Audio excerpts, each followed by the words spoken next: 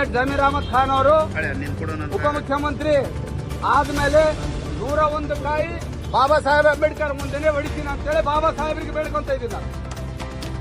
ಸ್ಥಾನಗಳನ್ನ ಗೆಲ್ಲಿಸ್ಕೊಂಡ್ಬಂದು ಇವತ್ತಿನ ದಿವಸದಲ್ಲಿ ಕೇರಳದಲ್ಲಿ ಕಾಂಗ್ರೆಸ್ ಬಾವುಟ ಆರ್ಲಿಕ್ಕೆ ಪ್ರಮುಖ ಕಾರ್ಯಕರ್ತರು ಅಂತಂದು ಹೇಳಿದ್ರೆ ಅದು ಬಿಜೆಪಿ ಜನರನ್ನವರು.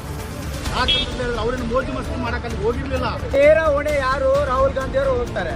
ಅವರ ಕೈಯಲ್ಲಿ ಯಾರನ್ನ ಸಚಿವ ಸ್ಥಾನ ಮಾಡಬೇಕು, ಯಾರಿಗೆ ಸಿಎಂ ಸ್ಥಾನ ಕೊಡಬೇಕು, ಯಾರಿಗೆ ಡಿಸಿಎಂ ಸ್ಥಾನ ಕೊಡ್ಬೇಕಂತ ಎಲ್ಲ ಹೈಕಮಾಂಡ್ ಕೈಯಲ್ಲೇ ಇರುತ್ತೆ. ಹೌದಾ?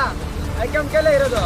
ಇದನ್ನ ನೇರವಾಗಿ ಮೋಸ ಮಾಡಿರೋದು ಯಾರು? ನಮಗೆ ಮಲ್ಲಿಕಾರ್ಜುನ್ ಖರ್ಗೆ ಹಾಗೂ ರಾಹುಲ್ ಗಾಂಧಿ ಅವರು. ಇವರೇ ನೇರ ಹೊಣೆ. ಇದನ್ನು ಹೇಗೆ ಅವರಿಗೆ ಉತ್ತರ ಕೊಡಬೇಕಂದ್ರೆ 2038 ನಾವೇನು ಮತ್ತೆ ಚುನಾವಣೆ ಮಾಡ್ತೀವಲ್ಲ ಅವಾಗೆ ನೇರ ಉತ್ತರ ನಾವು ಕೊಡ್ತೀವಿ.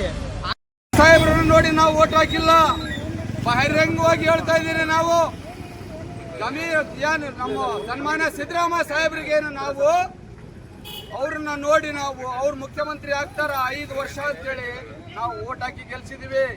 ಸಿದ್ದರಾಮಯ್ಯ ಅವಳು ಬಾಯ ಹೇಳಿದ್ರೆ ನಾವು ಊಟನ ನೀವು ಕಸ್ಕೊಂಡಿದ್ದೀರಿ, ಆದ್ರೂ ನಾವು ಸಹಿಸ್ಕೊಂತೀವಿ. ಬಟ್ ಜಮೀರ್ ಅಣ್ಣವ್ರ ವಿಚಾರದಲ್ಲಿ ನೀವೇನಾದ್ರೂ ಮಲತಾಯಿ ಧೋರಣೆ ಏನಾದ್ರೂ ತೋರಿಸಿದ್ರೆ ಮುಂದೆ ಬರಂತ 28 ಚುನಾವಣೆಯಲ್ಲಿ ಬಹಿರಂಗವಾಗಿ ನೀವೇ ಬರ್ರಿ, ನಾನೇ ಮುಖ್ಯಮಂತ್ರಿ ಅಭ್ಯರ್ಥಿ ಅಂತ ಅವಾಗ ತೋರಿಸ್ತೀವಿ ನಾವು ನಿಮ್ಗೆ. ಡಿ.ಕೆ. ಶಿವಕುಮಾರ್ ಸಾಹೇಬ್ರೆ, 35ರಿಂದ 40 ಸೀಟು ಕೂಡ ಗೆಲ್ಲಲ್ಲ ನೀವು. ನೀವೇ ಮುಖ್ಯಮಂತ್ರಿ ಅಂತ ಏನಾದ್ರೂ, ನೀವೇ ಮುಖ್ಯಮಂತ್ರಿ ಅಭ್ಯರ್ಥಿ ಅಂತ ಏನಾದ್ರೂ ಘೋಷಣೆ ಮಾಡ್ಕೊಂಡು 28 ಚುನಾವಣೆ ಏನಾದ್ರೂ ಬಂದ್ರೆ 35-40 ಕೂಡ ಸೀಟ್ ಗೆಲ್ಲೋದಿಲ್ಲ. ಸನ್ಮಾನ್ಯ ಸಿದ್ದರಾಮಯ್ಯ ಸಾಹೇಬ್ರು ಇರ್ಬೇಕು, ಆಮೇಲೆ ಸತೀಶ್ ಜಾರಕಿಹೊಳಿ ಸಾಹೇಬ್ರು, ಆಮೇಲೆ ಸನ್ಮಾನ್ಯ ಕೆ.ಎಚ್. ಮುನಿಯಪ್ಪ ಸಾಹೇಬ್ರು, ಜಮೀರ್ ಅಣ್ಣವರು, ಅವ್ರನ್ನ ನೋಡಿ ಜನ ಓಟ್ ಹಾಕಿದಾರೆ ಹೊರತು